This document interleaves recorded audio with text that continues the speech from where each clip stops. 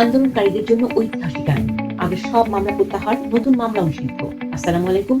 জুলাই আগস্টের রাজপথ কাঁপানো ছাত্র জনতার জন্য আজ এক ঐতিহাসিক দিন। ফ্যাসিস্ট সরকার পতনের লক্ষ্যে যারা বুক চিতিয়ে লড়াই করেছিলেন তাদের জন্য এক বিশেষ সুরক্ষা কবচ নিয়ে এলো অন্তর্বর্তী সরকার।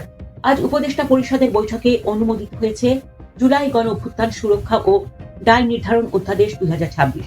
এখন থেকে আন্দোলনকারীদের বিরুদ্ধে আর কোনো নতুন মামলা করা যাবে না এবং আগের সব মামলা দ্রুত প্রত্যাহারের ব্যবস্থা নেওয়া হবে। কিন্তু এই দায় মুক্তির আড়ালে কি কেউ ব্যক্তিগত প্রতিশোধ নেওয়ার সুযোগ পাবে?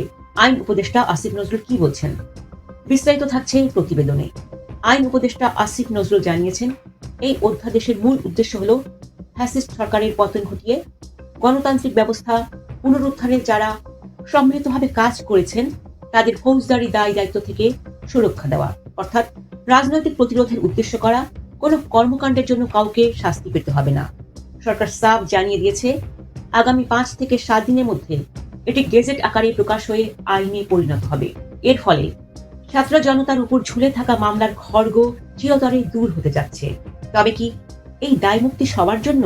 আসিফ নজরুল স্পষ্ট করে জানিয়ে দিয়েছেন, রাজনৈতিক প্রতিরোধের নামে কেউ যদি ব্যক্তিগত শত্রুতা, লোভ বা সংকীর্ণ স্বার্থে কোন হত্যাকাণ্ড ঘটিয়ে থাকে তবে সে কোনোভাবেই রেহাই পাবে না।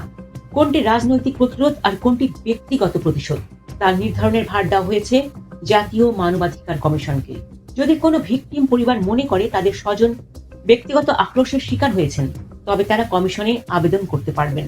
কমিশনের তদন্ত রিপোর্ট আদালতে পুলিশের রিপোর্টের মতোই গুরুত্ব পাবে। আইন উপদেষ্টা আরও বলেন, এটি ছিল জুলাই গণ অভ্যুত্থানকারীদের প্রতি সরকারের অন্যতম বড় প্রতিশ্রুতি। যারা রক্ত দিয়ে এই স্বাধীনতা এনেছেন তাদের নিরাপত্তার নিশ্চয়তা দেওয়া রাষ্ট্রের দায়িত্ব। এই অধ্যাদেশ জারির ফলে পুলিশ বা আইন শৃঙ্খলা রক্ষাকারী বাহিনী আন্দোলনকারীদের বিরুদ্ধে নতুন করে কোনো হয়রানি করতে পারবে না। সরকার ইতোমধ্যেই মামলাগুলো চিহ্নিত করে সেগুলো প্রত্যাহারের প্রক্রিয়া শুরু করার নির্দেশ দিয়েছে।